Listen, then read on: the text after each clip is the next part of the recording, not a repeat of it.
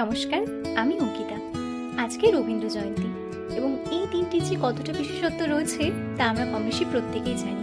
হ্যাঁ, আজকের দিনে 1861 খ্রিস্টাব্দে দাঁড়ান আমি যে তথ্যটি আপনাদের সামনে বলতে যাচ্ছিলাম সেটা কিন্তু কম বেশি প্রত্যেকেই জানেন এবং উইকিপিডিয়া খুললে খুব সহজেই ওনার সম্পর্কে তথ্যগুলোকে জানা যায়। তাই আজ একটু অন্য প্রসঙ্গে কথা বলি।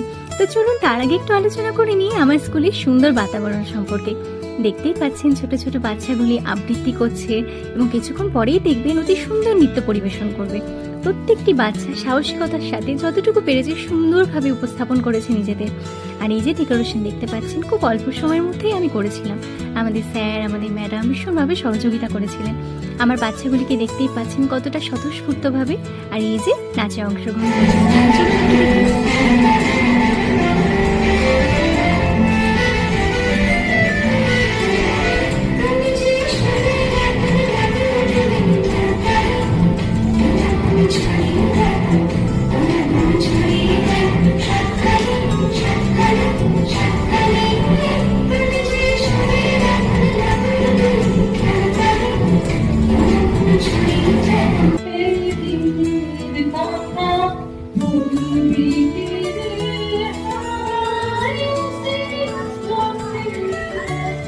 তো এইভাবে শেষে আমাদের ম্যাডাম একটি গান পরিবেশন করলেন এবং সুন্দরভাবে আমাদের অনুষ্ঠানটি সম্পূর্ণ হলো।